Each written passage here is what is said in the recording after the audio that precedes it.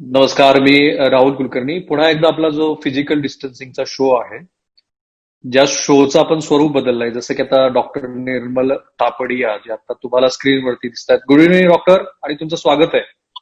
Good evening. नमस्कार. हा, नमस्कार. सो तुम्ही जे काही एपिसोड्स मधल्या भागात मधल्या काही दिवसामध्ये पाहिले असतील, तर ते एपिसोडचा मुख्य जो आपला फोकस आहे डॉक्टर, तो गेल्या 4 महिन्यामध्ये कोविड जो आपल्या बरोबर आहे आता, आणि तुमच्यासारखे डॉक्टर जे इंटेन्सिव्ह केअर मध्ये काम करतात, जसं की तुम्ही हे रेकॉर्ड सुरू व्हायच्या आधी म्हणालात की तुम्ही 450 पेशंट जवळपास पाहिलेले आहेत. तुम्ही फिजिशियन आहात आणि आयसीयू तज्ज्ञ, असं मी जे आपले प्रेक्षक आता बघतायत त्यांच्या दृष्टीनं सोप्या भाषेत सांगतो.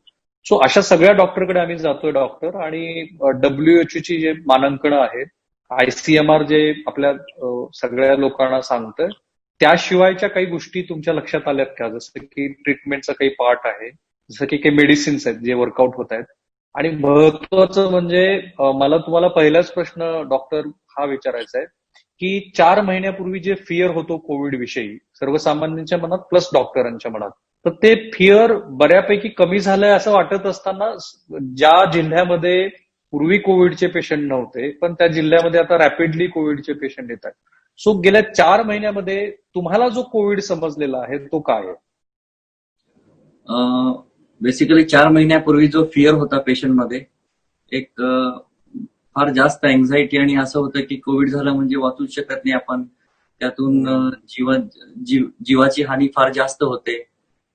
नॉर्मली असं नाहीये. हे हॉस्पिटलमध्ये ट्रीट करताना पण आम्हाला लक्षात आलेलं आहे, आणि लोकांना पण आता हे माहीत झालेलं आहे की कोविड एवढं जास्त सिरियस आजार नाहीये. जसं नॉर्मल आजारांमध्ये 10-15% पेशंट सिरियस होतात इतर आजारांमध्ये, फॉर एक्झाम्पल हार्ट अटॅक मध्ये म्हणा किंवा सेप्सिसमध्ये, तसाच कोविडचा प्रकार आहे. त्यामुळं एवढी काही भीती बाळगण्याची गरज नाहीये. आणि तुमचा दुसरा जो प्रश्न होता की जे काय फॅसिलिटीज अवेलेबल आहेत, 4 महिन्यापूर्वी जे फॅसिलिटीज अवेलेबल होते इंडियामध्ये म्हणा किंवा आपल्यासारख्या सोलापूर डिस्ट्रिक्टमध्ये म्हणा, ते फॅसिलिटीज खूप चांगले झालेले आहेत, वाढलेले आहेत, आणि कोविड बद्दलची आमची समज पण वाढलेली आहे. जो काय अनुभव आणि एक्सपिरियन्स. Right right. मला तोच महत्वाचा प्रश्न, म्हणजे मी तुमच्यासारख्या डॉक्टरांकडे जर वारंवार जातो तर तेच मला समजून घ्यायचंय की 4 महिन्यामध्ये तुमची जी समज आहे कोविड विषयक, जे तुम्ही आधी पण थोडंसं एलोबरेट केलंय, त्या अधिक विस्ताराने जर मला सांगितलं तर आपल्या प्रेक्षकांच्या मनात जे काही अनेक प्रश्न आहेत ते थोडेसे त्या प्रश्नांची उत्तरं मिळतील. सो गेल्या 4 महिन्यात तुम्हाला समजलेला कोविड. हो. आधी सुरुवातीला जो आमच्याकडं कोविडचा पेशंट यायचा, आम्ही पण थोडेसे घाबरायचो, कारण वर्ल्ड न्यूज होती. कोविडमध्ये एवढे सगळे बातम्या येत होते की असं होतं तसं होतं, व्हिडिओज बघायचो, आणि we were also fearful actually की हे काय आहे, नवीन आजार आहे, all of a sudden it has happen. आणि त्याचे डेटा जास्त नव्हते, स्टडीज वर्ल्डमध्ये जास्त नव्हते, आणि ड्रग्ज नवीन नवीन येत होते, त्याचे इफेक्ट्स माहीत नव्हते. त्यामुळं त्या हिशोबाने ट्रीट करायचो, आणि त्याचे कॉम्प्लिकेशन जास्त माहीत नव्हते. एखादा पेशंट आजारी पडला तर काही ड्रग्ज इंडियामध्ये तेव्हा अवेलेबल नव्हते. बरं, मग त्यामुळे गिवन जे काय औषध आणि उपचार पद्धती आहे त्याच्यामध्ये आम्ही ट्रीट करायचो पेशंट्सला. आणि एक असं थोडंसं एक काय म्हणतात त्याला, बांधून ठेवल्यासारखं थोडंसं, की बाबा आपल्याकडे हे नाहीये ते नाहीये, तर पेशंट आपण ट्रीट करतोय, हे असं सगळं चालायचं. जसं जसं केसेस वाढत गेले, जसं आम्ही केसेस बघत गेलो, आणि जसं लक्षात आलं की बाबा हे काही एवढं जास्त घाबरण्यासारखा आजार नाहीये, त्याला इतर आजारांप्रमाणेच आपण घेऊन एकदम नॉर्मल पद्धतीने ट्रीट केलं पाहिजे, त्याच्यामध्ये रिझल्ट छान यायला लागले. पेशंटचं ट्रीटमेंट व्यवस्थित होत गेलं, आणि जे गव्हर्नमेंट ऑफ इंडियाने जे काय ड्रग्ज वगैरे रिलीज केले, नंतर मध्ये जे काय टेस्ट प्रायव्हेटमध्ये होऊ लागले, आणि ICMRने जे गाईडलाईन्स दिले आम्हाला वेळोवेळी, ते थोडेसे म्हणजे असं एक ब्रॉड पर्स्पेक्टिव्ह दिला की हे मेडिसिन सोडून तुम्ही एक्स्ट्रा जे काय रेमडेसिवीर वगैरे आलेले आहेत ते वापरू शकता. जे काय त्यांनी इंडिकेशन्स मध्ये थोडंसं हे दिलं की बाबा तुम्ही असं असं युज करू शकता. त्याच्यात पेशंटला खूप फायदा झाला, आणि आम्हालाही ट्रीटमेंटमध्ये त्याचा खूप फायदा होतोय असं दिसतंय. खास कर जून पासून जे काय पेशंट्स येतात आणि आम्ही ट्रीट करतोय, त्याच्यामध्ये खूप फरक पडलेला आहे. किंवा किती टक्के फरक पडला डॉक्टर? फार महत्वाचा मुद्दा आहे, कारण इनिशियली जी सॉरी कॅरी ऑन. मी माझं वैयक्तिक मत देतो, it has made more than 50% difference in my understanding of COVID and in my treatment of Covid.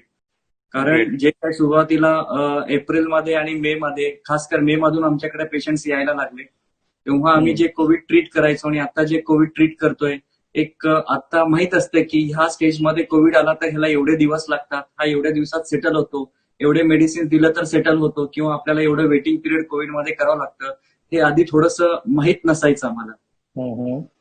Okay, आता मला सांगा डॉक्टर, एखादा सिम्टमॅटिक आला, राईट? तर सिम्टमॅटिक पेशंट आल्यानंतर आता तुमची जी अंडरस्टँडिंग आहे कोविड बद्दलची ती काय आहे?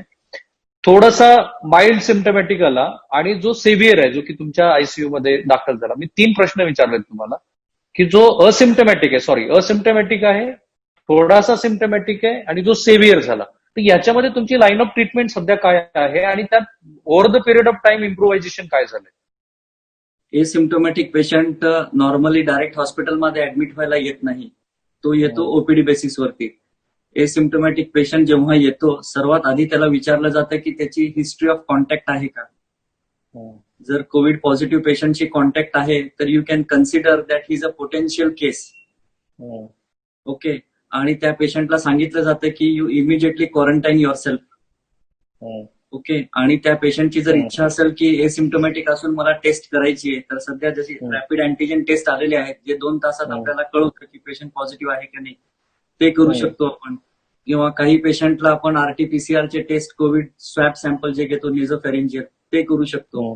पण जास्त करून आम्ही पेशंटला समजवतो की सिम्टोमॅटिक जर नसेल आणि तुमचं सॅच्युरेशन चांगलं असेल, दम नसेल, ताप नसेल, तर तुम्ही क्वारंटाईनची फॅसिलिटी असेल तर please wait in your home आणि तुम्ही आम्हाला इन्फॉर्मेशन देऊ शकता की मला प्रॉब्लेम येतोय म्हणून. जर समजा एसिम्टोमॅटिक केस माइल्ड सिम्टोमॅटिक झाली, समजा त्याला थोडंसं दम लागलं, फिवर आला आणि सॅच्युरेशन 97-96च्या खाली गेलं, ते पेशंट आम्हाला फोनवरती कॉन्टॅक्ट करतात. ठीक आहे ना. फॉर एक्झाम्पल आजही 2-3 असे पेशंट झाले की त्यांनी कॉन्टॅक्ट केला की सर 2 दिवसापूर्वी दाखवलं होतं आणि असं असं प्रॉब्लेम झालं. त्यांना मग आम्ही इन्व्हेस्टिगेशन करायला सांगतो आणि we try to immediately give symptomatic treatment as per ICMR guidelines, जे काय दिलेलं आहे त्यांनी, एचपीक्यू म्हणा, हे सगळं देतो. आणि त्यांना टेस्ट जे आहे त्यांना सांगतो की हे असे असे टेस्ट उपलब्ध आहेत आणि तुमच्या केसमध्ये जे योग्य आहे. फॉर एक्झाम्पल जे पेशंट्स फास्ट डेव्हलप होतात, आरटीपीसीआर कसं आहे, सोलापूर सारख्या ठिकाणी डायरेक्ट टेस्ट होत नाही, ते टेस्ट पुण्याला वगैरे पाठवावं लागतात किंवा सिव्हिल हॉस्पिटलमध्ये डायरेक्ट टेस्ट होतात. अँटीजेन टेस्ट आणि सीटी स्कॅन आहे हे लवकर अवेलेबल होतात. त्याच्यामध्ये असे सिम्टम्स दिसले की we immediately get the patient to treatment. Positive patient आले तर आता जो काय गव्हर्नमेंटचा नियम आहे आपल्या भागात की त्यांना आपण ऍडमिट करून ट्रीटमेंट देतो.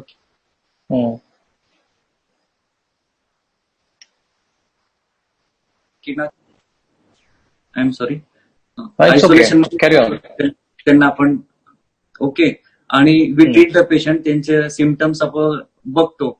नॉर्मली असा ट्रेंड आहे की पेशंटचे सिम्टम्स जेव्हा सुरू होतात, for example between 3 to 6 days, okay, त्याच्यानंतर पेशंटला थोडंसं त्रास व्हायची शक्यता असते बिटवीन 7 to 14 days, ज्याला सायटोकाईन स्टॉर्म म्हणतो आपण. आणि पेशंट जेव्हा सिम्टम्स येऊन त्या फेजमध्ये जातो तेव्हा पेशंट थोडासा सिरियस होतो किंवा सिव्हिअर केस म्हटली जाते त्याला.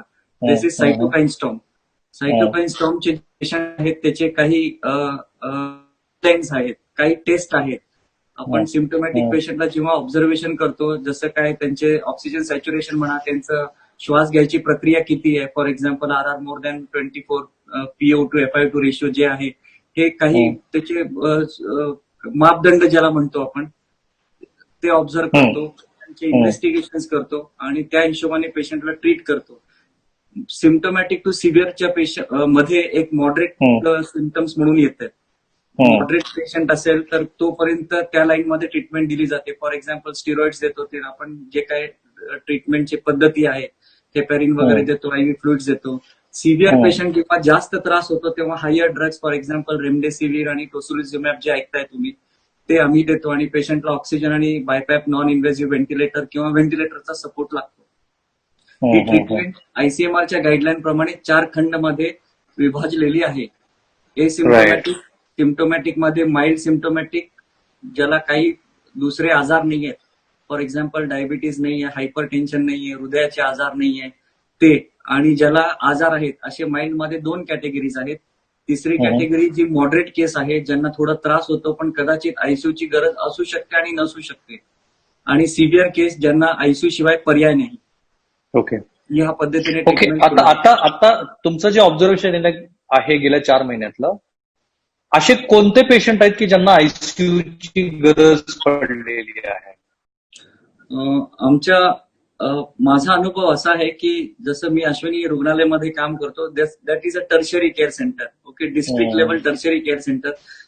जास्त करून पेशंट जे पेरिफेरीमध्ये किंवा सोलापूरमधून येतात ते आमच्याकडे थोडे जास्त सिरियस झाल्यानंतर येतात की ओके. असं हॉस्पिटल आहे, टर्शरी आहे, तिथे आपण जाऊया जास्त त्रास झाल्यानंतर.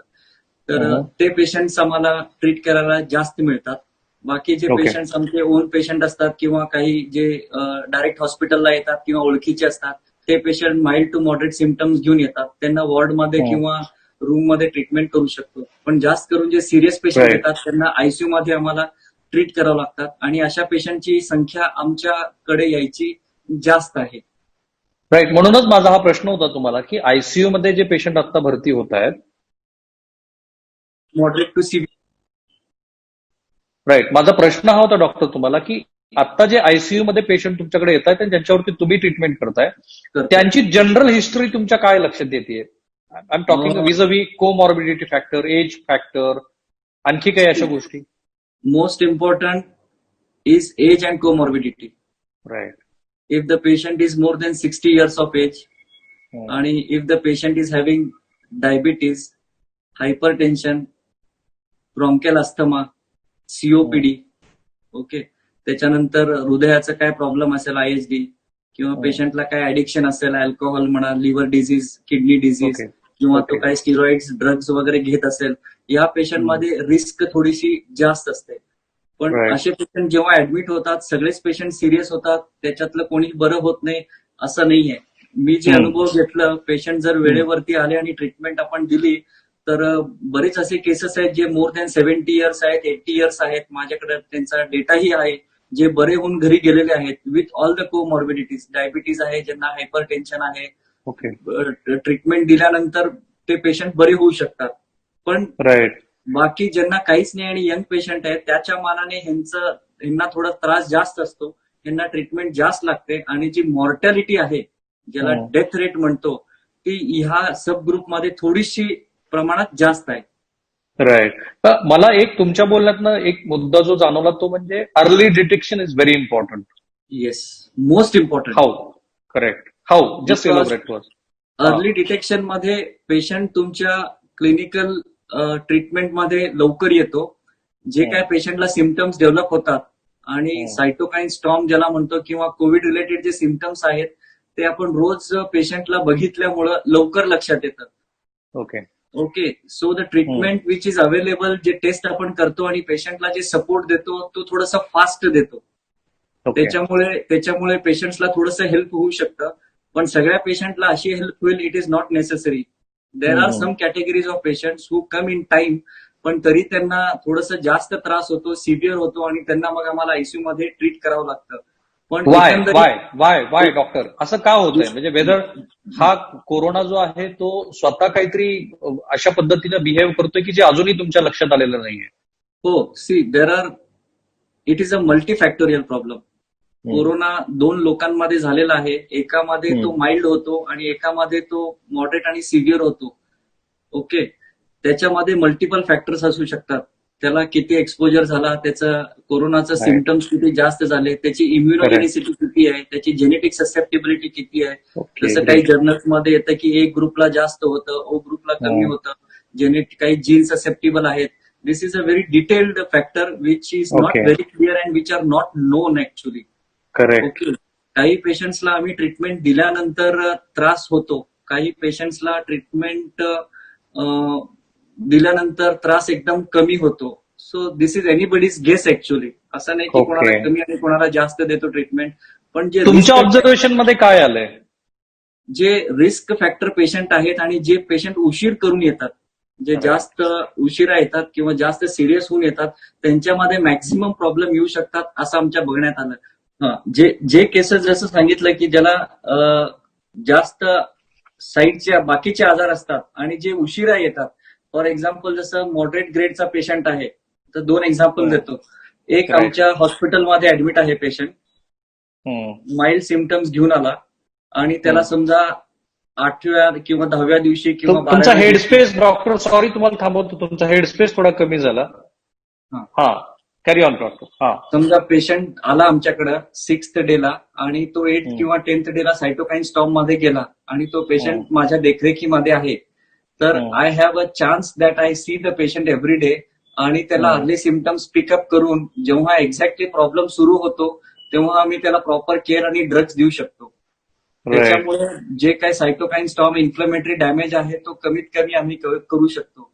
And on the other hand असा एक पेशंट आहे जो 10व्या दिवशी आमच्याकडे येतो, ज्याला जास्त दम लागतो, ओके, आणि ज्याला जास्त त्रास होतो, त्याला ऑलरेडी डॅमेज बॉडीमध्ये सुरू खूप झालेलं झालेलं. असतं, त्याच्या लंग्स मध्ये ऑलरेडी ते प्रॉब्लेम सुरू झालेलं असतं.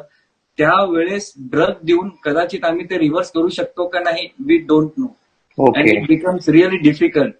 समजा पेशंट सायटोकाईन स्टॉर्मच्या इनिशियल फेज मध्ये जेवढे ड्रग्ज इफेक्टिव्ह होतात, तो सायटोकाईन स्टॉर्म सेट झाल्यानंतर एवढे इफेक्टिव्ह होत नाही. करेक्ट. आणि तुमच्या बोलण्यातनं patient- जे मला जाणवतं ते, सॉरी, तुमच्या बोलण्यातनं जे जाणवतं ते मला हे, की पेशंट जे सिरियस पेशंट आहेत त्यांच्यामध्ये मॉनिटरिंग हा सगळ्यात महत्वाचा पार्ट आहे. Am I right? That is very important. Moderate grade पासून मॉनिटरिंग जो आहे ना, that is most important part. Correct. एक डॉक्टर, आणखीन एक प्रश्न आता प्रेक्षकांना असा पडेल, डॉक्टर, Okay, आणखी एक प्रश्न प्रेक्षकांना असा पडेल की असं किती प्रमाण आहे पेशंटचं की ज्यांना कोणताही कोमॉर्बिडिटी फॅक्टर नाहीये, येस, ज्यांचं एज बिलो 50 किंवा बिलो 60 आहे, कोणताही, म्हणजे हे very unlikely between 50 to 60 age group, पण Yes. बिलो 50 मध्ये कोणालाही कोमॉर्बिडिटी फॅक्टर नाहीये किंवा जो आहे तो कंट्रोल्ड आहे, येस. असे पेशंट सिरियस होण्याचं प्रमाण किती आहे? सिरियस होण्याचं प्रमाण खूप कमी आहे, लेस दॅन 5% आय कॅन से. आणि most of them come out of it. For example, आता आमच्या आयसीयू मध्ये असे कमीत कमी 5-10 पेशंट असतील जे less than 50 years of age आहेत, ज्यांना डायबिटीज आहे, ज्यांना हायपरटेन्शन आहे, ज्यांना हार्टचा प्रॉब्लेम आहे, किंवा ज्यांना काहीही प्रॉब्लेम नाही, those who are 30 to 40 years of age, ज्यांना खूप सिरियस आजार झालाय, त्यांचा रेट ऑफ रिकव्हरी आणि त्यांचा response to treatment is in a better condition compared to patients. How many percent? Above 90%? कशाबद्दल रेट ऑफ रिस्पॉन्स म्हणता? Yes, no, rate of recovery. Rate of recovery is around 90%, 80 to 90%. That is for sure. Yeah, that is for sure. Okay. आता काही doctor मंडळी पण तुमचा हा video बघत असतील, काही पुण्यातले असतील, काही मुंबईतले असतील, काही अशी सिव्हिल सर्व्हिसेस मधली असतील, जी गव्हर्नमेंट व्यवस्थापनातली असतील. येस. तुमची जनरल लाईन ऑफ ट्रीटमेंट काय आहे, day 1 to until discharge? Yes. Patient suppose early phase मध्ये म्हणजे सांगू का, ताप आल्या कोणी ऍडमिट होत नाही. नॉर्मली ते 2-3 दिवस बघतात, जवळच्या जनरल प्रॅक्टिशनरकडे जातात, ओके. त्याच्यानंतर ते सिम्पटम्स आल्यानंतर टेस्ट होते पेशंटची. आमच्याकडे येता येता साधारण on an average between 4 to 7 days मध्ये पेशंट ऍडमिट होतो. पेशंटला कॅटेगराईज केलं जातं, त्याचे टेस्ट वगैरे झाल्यानंतर तो माइल्ड फेज मध्ये आहे, मॉडरेट फेज मध्ये आहे. माझा जोपर्यंत अनुभव आहे, माइल्ड फेज मध्ये ऍडमिट होणाऱ्यांची संख्या थोडीशी कमी असते. राईट. ओके. पेशंट जे बाकीच्या फॅक्टर्सला घाबरून किंवा काही financial rest, whatever the cause may be, त्या कॅटेगरीमध्ये आम्ही ट्रीटमेंट सुरू करतो. We are most vigilant between 8 to 12 days of treatment. Okay. When the patient comes on 5th to 6th day, त्याला सांगितलं जातं की हे सायटोकाईन स्टॉर्म जे आहे ते येण्याची भीती साधारण 7 ते 14 दिवसामध्ये असते. आज जरी तुम्ही ठीक आहात किंवा तुम्हाला 2 लिटर ऑक्सिजन जरी लागला आहे, तरी पुढच्या 4-5 दिवसामध्ये you may or you may not have problems related to cytokine storm. Cytokine storm जेव्हा सुरू होतो तेव्हा पेशंटला काही विशिष्ट चेंजेस होतात. एक तर त्यांना बॉडी एक जास्त होतो, त्यांना फिवर होतो, त्यांना जो दमचा प्रमाण असतो तो जास्त प्रमाणात जाणवतो, त्यांना ऑक्सिजन रिक्वायरमेंट त्यांची वाढते, त्यांचे जे इन्फ्लमेटरी मार्कर्स असतात ते थोडेसे इन्क्रीज होतात. For example more than 25% increase होतात. ओके. त्यांच्या सीटी स्कॅन मध्ये लिजन मध्ये वाढ होते.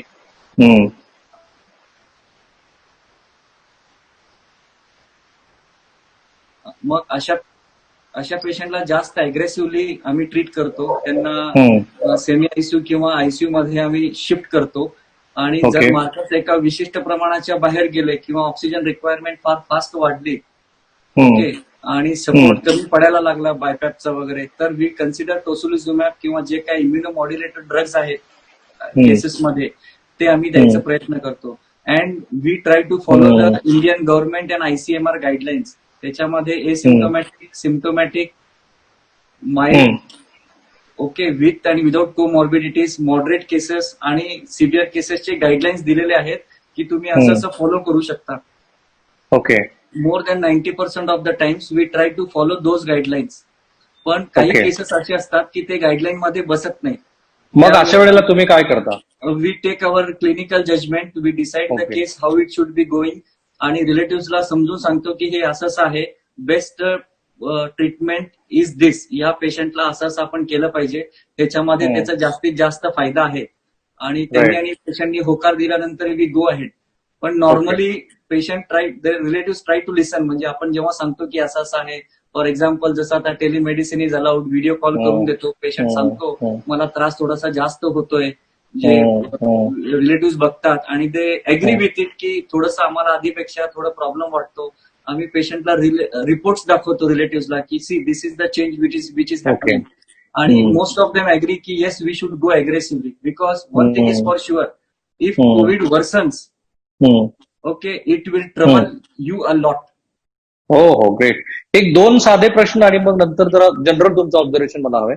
सायटोकाईन स्टॉर्म मध्ये आता सगळा सायटोकाईन स्टॉर्म रिव्हर्स करून बॉडीचे सगळे ऑर्गन्स नॉर्मलाइज व्हायला किती दिवस लागतात, आणि तुमच्या लाईन ऑफ ट्रीटमेंटमध्ये त्यातल्या त्यात कोणतं चांगलं मेडिसिन सध्या वर्कआउट करतंय? ओके, सायटोकाईन स्टॉर्म जेव्हा सुरू होतो, will take it by example, if it start suppose by 8 to 10th day, okay, when a cytokine storm starts, it will not subside by 2 or 3 days. Okay. It will take a minimum of 7 to 10 days great. to subside. पेशंटला जे काही treatment देतो त्याच्यानंतर patient ट्रीटमेंटला respond करतो, त्याच्यानंतर body starts responding, त्याच्यामध्ये inflammatory changes आहेत ते कमी व्हायला वेळ लागतं, त्याच्यानंतर लंग्सचे जे प्रॉब्लेम्स आहेत ते सॉल्व्ह व्हायला वेळ लागतं. ऑन एन एव्हरेज जे आम्ही बघतोय, सायटोकाईन स्टॉर्म सुरू झाल्यानंतर एनिवेअर बिटवीन 1 to 3 weeks पेशंटला लागतात त्याच्यातून बाहेर येण्यासाठी. आणि Okay. Depending on the patient physical capacity, समजा तो फ्रेल असेल, त्याची ताकद जास्त नसेल, एखादा एकदम वयस्कर माणूस असेल किंवा यंग माणूस असेल पण तो अल्कोहोलिक किंवा असं काहीतरी असेल, त्याला अस्थमा वगैरे असेल, such category of patients take more time.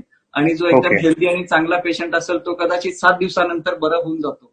Okay. And which drug is working nicely? See, the best drugs which according to our assessment. experience and the studies which have been given worldwide and in renowned journals, okay, steroids work in early phases when the Right. oxygen saturation is dropping down. Second is low molecular weight heparin ज्याला म्हणतो आपण, जे रक्त पातळ करण्याचं औषध असतं. कोविडमध्ये रक्त गोठण्याची प्रक्रिया जास्त असते, ते पेशंट्सला हेल्प करतात and it can be life saving. Okay, and most important is oxygenation.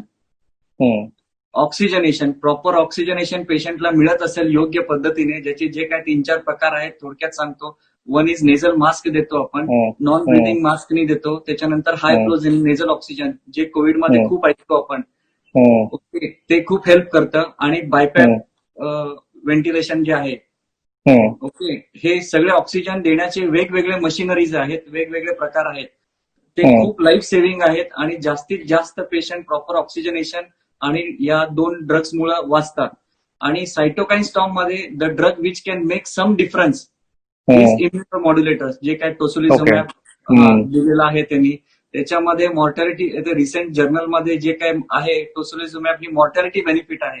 Mortality benefit म्हणजे काय, आपण पेशंटला योग्य वेळी जर तो ड्रग दिला योग्य पेशंटला, तर कोविडमुळे जे काय जीवाची हानी होण्याची शक्यता असते ती आपण काही पेशंटमध्ये टाळू शकतो. राईट. हा माझा वैयक्तिक एक्सपिरियन्स आयसीयू मध्ये काम करताना आहे. Even I feel the same, it can make a difference. Okay. What is your opinion about remdesivir? Yes, remdesivir is effective. It works when given at a proper time to proper patients. For example, Okay. Patient थोडंसं moderate category मध्ये आला, तिथं remdesivir सुरू करू शकतो आपण. जसं 9th to 10th day आहे, पण काही तुम्हाला पेशंट जाणवले की थोडंसं त्रास होतोय, 7th 8th डे ला रेमडेसिवीर सुरू केलं तर it can make a difference, and it does make a difference compared to Okay. Other drugs. For example favipiravir जे आहे त्याच्यापेक्षा remdesivir can help the patients. This is my personal opinion. ठीक आहे, fine. Doctor, मी 3-4 तुम्हाला general प्रश्न विचारणार आहे, नंतर आपण थांबूया. तुमच्या आत्ताच्या 4 महिन्याच्या अनुभवानंतर कोविड हा कोणत्या पेशंटसाठी, एज ग्रुपसाठी पर्टिक्युलरली थ्रेटनिंग आहे? जरी तुम्हाला असं वाटेल की मी आधी हा प्रश्नाचं उत्तर घेतलेलं आहे, तरी पण एक जनरल तुमचं observation. It is threatening for obviously elderly patients, कारण त्यांची फाईट करण्याची फिजिकल क्षमता कमी असते आणि Right. Covid causes a huge physical problem in your systems, especially the Right. Lungs and other organs. तर ती फाईट करण्याची कॅपॅसिटी प्राकृतिकरित्या त्यांच्यात कमी असते. आणि जसं तुम्ही म्हणालात की 50-60 नंतर काहीतरी काही आजार पेशंटला हमखास असतातच. That can add to the problems. In young patients, those who have some addictions, okay, Okay. for example, Very important. heavy smoker असेल तो, alcoholic असेल, आणि if he is not fit enough, that can cause some problem to the patients. And few unfortunate patients who have everything right in their place, but they just don't respond. Okay, fine. Second प्रश्न माझा तुमचा, की ज्यांची lifestyle खूप चांगली आहे, those who are every day doing some exercise, they don't have anything like having some alcohol and all this thing stuffs, Yes. त्यांच्या दृष्टीनं कोविडचं इन्फेक्शन होणं आणि ते सेव्हिअर होणं, हे प्रमाण तुम्हाला कसं जाणवलं, किती जाणवलं? होतं त्यांच्यामध्ये, पण होत नाही सिव्हिअर असं नाहीये. त्यांच्यामध्ये सिव्हिअर होऊ शकतं. For Right. Example, some suppose young age males आणि some females, okay, they don't have any addictions, असं काहीतरी आहे, आणि त्यांना जर कोरोना झाला किंवा कोविड झाला तर most of them respond well. Okay. Okay, काही पेशंट्स मध्ये there are few examples 30s मध्ये होते आणि पेशंट सिरियस झाला आणि वी कुड नॉट अनफॉर्च्युनेटली सेव्ह देम, या, and they did not survive. पण ते इन्स्टन्सेस फार कमी आहेत, फार कमी. Most Right. Of them do well. Most of them, if treated properly in time, they give good result. Okay, fine. एक महत्वाचं ऑब्झर्वेशन जे खूप व्हॉट्सअप युनिव्हर्सिटीमध्ये फिरत राहतं ते म्हणजे अमकं खा तमकं खा, ह्या पद्धतीचं इम्युनि बुस्टर वापरा, मग हे तुम्ही आयुर्वेदातल्या काही औषधं वगैरे घ्या. आपण पर्टिक्युलर पॅथीबद्दल बोलत नाही आहोत, आपण इम्युनिटी बद्दल बोलतोय. सो इम्युनिटी जी तुमच्या रोजच्या डाईट हॅबिट मधनं येत असते, ती किती रोल प्ले करते ह्या सगळ्या गोष्टीमध्ये? A good diet, normal exercises, and social Right. distancing, keeping yourself safe from contacts. Okay, एवढं बास आहे. आपण काय फार जास्त वेगळे पैसे खर्च करून आमका औषध आण, हे आण, ते आण. जसं आमच्या ओपीडीत काही पेशंट म्हणतात इम्युनिटी बुस्टर्स द्या आम्हाला. Okay, keeping yourself safe from exposure, कॉन्टॅक्टच्या जास्त जवळ न जाणं, सोशल Right. डिस्टन्सिंग ठेवणं, तुमचं जे काय मास्क वगैरे आहे. आणि मोस्ट इम्पॉर्टंट सांगतो तुम्हाला, you don't touch your face okay. With your hands okay. Wien you have a mask. Patient नाही, बरेच लोक बघतो मी, असंख्य लोक बघतो, मास्क घातलेले असतात, 2-2 मिनिटाला मास्क खाली वर करतात, त्याच्यानंतर मास्क काढून बोलतात, मास्क काढून शिंकतात, मास्क काढून खोकलतात आणि परत मास्क लावतात. म्हणजे आय डोंट से की ते मुद्दामून करतात. It is a question of awareness. Okay, बरेच लोक हे समजतात किंवा आम्ही त्यांना सांगतो. आता मीडिया पण बरेच ह्याच्यामध्ये played a very important role की अवेअरनेस वाढवत आहे. हे सगळं होता होता वेळ लागतं आणि हे जेव्हा होतं तेव्हा रेट आपोआप कमी होतो. एक्स्ट्रा पैसे देऊन इम्युनो बुस्टर्स घ्यायची काही गरज नाहीये.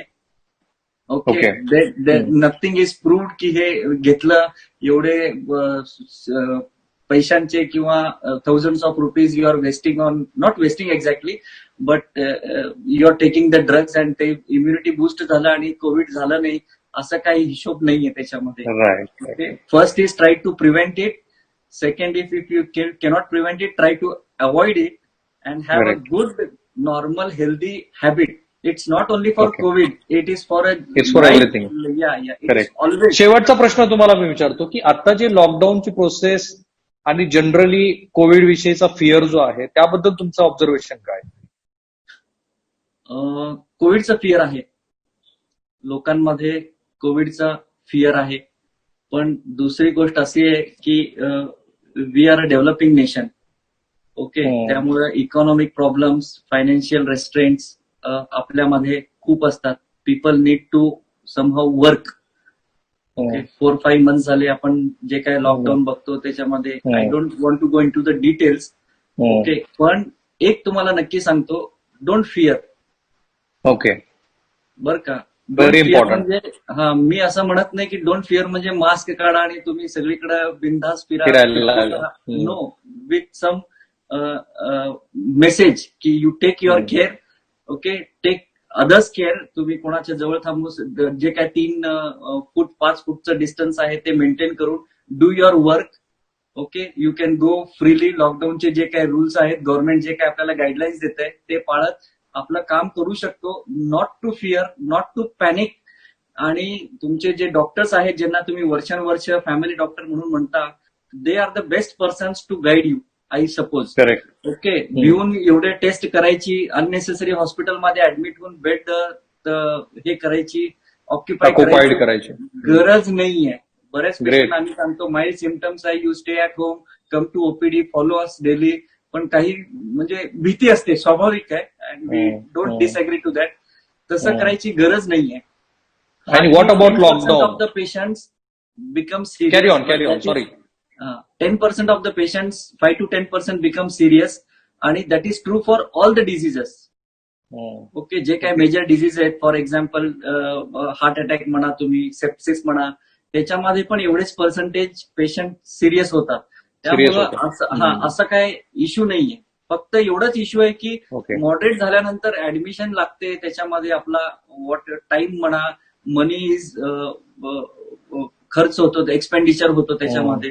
So I would like to say that take proper care of yourself, don't panic. And when your doctor says की आता तुला गरज आहे, ऑक्सिजन जेव्हा लागू शकतो तेव्हा आपण, किंवा आयसोलेशनचे जे रूल्स आहेत, only then you have to admit yourself. की if you have become positive, you have to quarantine in a government institution or admit yourself as per your doctor's advice. That is the best part. Not to panic आणि की मला ऍडमिटच करून घ्या, मला भीती वाटते असं. You just have to avoid some things because resources कमी आहेत, बेड लिमिटेड आहेत. खूप महत्वाची गोष्ट सांगितली तुम्ही. बेड लिमिटेड आहेत आपल्याकडे. We all are having resource limited country आहे आपली. जे काय ड्रग्ज येतात, जे काय आपल्याकडे मशिनरीज आहेत, ते मोस्ट बेनिफिशियरीजला जावं असं आमची खूप इच्छा असते, ज्यांना खूप गरज आहे. सध्या होतोय काय, out of the way I am going to make a point की ज्यांना गरज आहे ते हॉस्पिटलमध्ये बेड घेऊ शकत नाही. Because those who don't have a need somehow get admitted and occupy just out of there काय म्हणतात, फिअर.